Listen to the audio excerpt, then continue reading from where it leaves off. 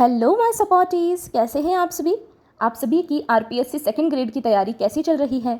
Revision कैसा चल रहा है, कमेंट करके ज़रूर बताना। आप सभी का मेरे इस नए व्लॉग में बहुत स्वागत है। जैसा कि आप सभी को पता है कि हमारे एग्ज़ाम में बचे हैं सिर्फ और सिर्फ लगभग 30 दिन। 30 दिन किसी के लिए बस एक महीना होगा, लेकिन हमारे जैसे एस्पिरेंट्स के लिए 30 दिन होते हैं ज़िंदगी बदलने का मौका। ये हमारे लिए एक मौका है ताकि हम हमारी लाइफ को पूरा चेंज कर सके। आज जब सब लोग रिलैक्स कर रहे हैं, सब छुट्टियां एंजॉय कर रहे हैं, तो एक एस्पिरेंट अपनी टेबल पर बैठा है, नोट्स रिवाइज कर रहा है, एमसीक्यू सॉल्व कर रहा है और हर दिन खुद को कल से बेहतर बना रहा है। याद रखो, सिलेक्शन पिछले 2-3 साल की मेहनत से नहीं, आखिरी के ये 30 दिन की कंसिस्टेंसी से भी होता है। थकान होगी, स्ट्रेस भी होगा, लेकिन कभी कभी लगेगा कि सिलेबस बहुत बड़ा है, लेकिन हमें हिम्मत नहीं हारनी है। सबसे पहले मैंने टू डू लिस्ट बनाई और पॉलिटी का एक टॉपिक रिवाइज किया। उसके बाद छोटा सा ब्रेक लिया, जिसमें भूख तो थी नहीं, लंच करने का मन नहीं था, इसलिए सिर्फ ब्रेड पकौड़ा और चाय ली ताकि मूड फ्रेश हो जाए और चाय से थोड़ी एनर्जी मिल सके। उसके बाद मैं फिर से बैठ गई थी पॉलिटी का रिवीजन करने। बहुत सारे नोट्स को रिवाइज़ किया, कुछ एमसीक्यूज़ भी देखे थे और कोशिश कर रही थी कि हर एक पॉइंट जैसे कि आरपीएससी पॉलिटी को पकड़ती है वैसा पकड़ सकूँ। आरपीएससी के क्वेश्चंस जैसे बनते हैं वैसे करने की कोशिश कर रही थी। हमारे हाथ में केवल है कोशिश ही करनी है, ज़्यादा स्ट्रेस नहीं लेना है। ओवर थिंकिंग हो रही है, जानती हूँ, मुझे भी हो रही है, आपको भी होगी, लेकिन अभी सिर्फ और सिर्फ टाइम है खुद पर काम करने का। खुद को ऐसा बना देना है कि रोज़ हम खुद से इम्प्रूव कर सके। अभी लाइफ एक ही रूटीन में चल रही है, सुबह जल्दी उठना, घंटों तक पढ़ाई करना, एक ही सपने के लिए बार बार खुद को मोटिवेट करना आसान नहीं होता है, जानती हूँ। लोग सिर्फ हमारे रिजल्ट देखने आ जाएंगे, लेकिन कोई ये नहीं पूछेगा कि जब तुम्हें नींद आ रही थी तुमने कैसे कंट्रोल किया, जब तुम बीमार थे तब तुमने कैसे पढ़ाई की, कोई ये देखने नहीं आएगा। इसीलिए लोगों की सोचना बंद करो। मेरे पास काफ़ी सारे कमेंट्स आए थे कि अगर नहीं हुआ तो लोगों को क्या कहेंगे। नहीं हुआ तो लोगों को क्यों ही कहना है। कोई हमारी पढ़ाई करने आया था, जब हम बीमार थे तब भी पढ़ रहे थे, तब हमारा ख्याल रखने कोई आया था, तो फिर हम लोगों की चिंता क्यों करें। लोग हमारा घर चलाने नहीं आते हैं। लोगों को नहीं पता कि सिलेबस कितना बड़ा है, लोगों को नहीं पता कि पेपर का पैटर्न क्या है, लोगों को नहीं पता कि कट ऑफ क्या है। इसीलिए लोगों की नहीं, अपनी सोचो, खुद से बेहतर बनने का सपना रखो। लोगों के लिए बेहतर बनने का सपना देखोगे तो फेल्योर्स ही मिलने वाले हैं। इसीलिए केवल और केवल खुद का ध्यान रखो और खुद पर काम करते रहो। अभी एक और प्रॉब्लम मेरे साथ हो रही है। फर्स्ट पेपर पढ़ती हूँ तो लगता है सेकंड पेपर अधूरा है, और सेकंड पेपर पढ़ती हूँ तो लगता है फर्स्ट पेपर पूरा अधूरा है।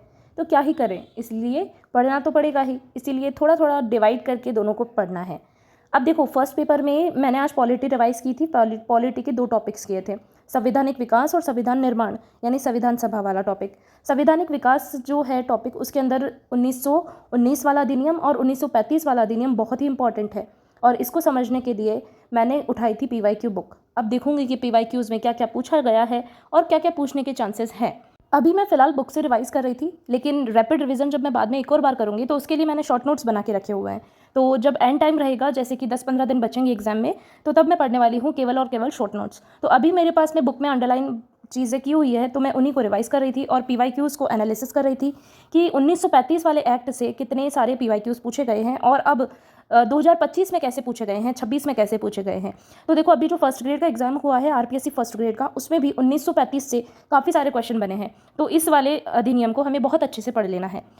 रिवीजन करती हूँ तो कॉन्फिडेंस रहता है, रिवीजन करती हूँ तो लगता है कि हाँ ये तो याद है, लेकिन जैसे ही टेस्ट लगाने बैठती हूँ तो 50% मार्क्स आते हैं, 40% मार्क्स आते हैं, तो हार्ट बीट ही बढ़ जाती है, बीपी बढ़ जाता है। लगता है कि ऐसे मार्क्स से कैसे होगा। लेकिन क्या ये सिर्फ मेरे साथ हो रहा है? नहीं, ये सभी के साथ होता है। टेस्ट में मार्क्स कभी कभी कम आते हैं, लेकिन हम उसे इम्प्रूव करेंगे। अब मैंने स्टार्ट कर दी थी प्लांट फिजियोलॉजी। पॉलिटी के दोनों टॉपिक्स रिवाइज हो गए थे, उसके बाद में मैंने उठा ली थी प्लांट फिजियोलॉजी। प्लांट फिजियोलॉजी के सारे टॉपिक्स आज मुझे रिवाइज करने थे, क्योंकि प्लांट फिजियोलॉजी के 8 से 10 क्वेश्चंस एग्जाम में पूछे जाते हैं। तो ये मेरा आज का टारगेट था कि मुझे सारी की सारी प्लांट फिजियोलॉजी पूरी रिवाइज करनी है। सभी एस्पिरेंट्स को जीके का डर है कि जीके में 40% नहीं बनेंगे, लेकिन हम साइंस एस्पिरेंट्स को साइंस का डर है, हमारे सेकंड सब्जेक्ट से डर है, हमारा जो मेन सब्जेक्ट है उसी का डर मुझे खाया जा रहा है। मुझे ये डर है कि कहीं साइंस की वजह से मेरा सिलेक्शन ना रह जाए, क्योंकि फिजिक्स मैंने कंप्लीटली स्किप की है और केमिस्ट्री में मुझे डर सा लग रहा है। केमिस्ट्री के क्वेश्चंस, बायो के क्वेश्चंस भी अभी फर्स्ट ग्रेड में बहुत ही हाई पूछे गए थे। ग्रेजुएशन वाला जो टॉपिक है वो भी बहुत सारे ऐसे हैं जो कि अच्छे से क्लियर नहीं हैं, पर मैं अपनी पूरी कोशिश कर रही हूँ कि मैं साइंस को बहुत अच्छे से कर सकूँ। मैंने ग्रेजुएशन का पार्ट भी किया है, लेकिन हाँ, डर है मन में कि साइंस की वजह से कुछ दिक्कत ना हो जाए, लेकिन कोई नहीं, कोशिश करने वालों की हार नहीं होती है और मैं कर रही हूँ अपनी पूरी कोशिश। एक एस्पिरेंट की असली सुपर पावर ये होती है कि वो स्ट्रेस के साथ भी इतना पढ़ लेता है। तो आज भी टेंशन फ्री नहीं, लेकिन टारगेट क्लियर है। थोड़ा पढ़ना है, थोड़ा रिवाइज करना है और सिलेक्शन के और पास जाना है। आप लोगों का रिवीजन कैसा चल रहा है कमेंट करके ज़रूर बताना।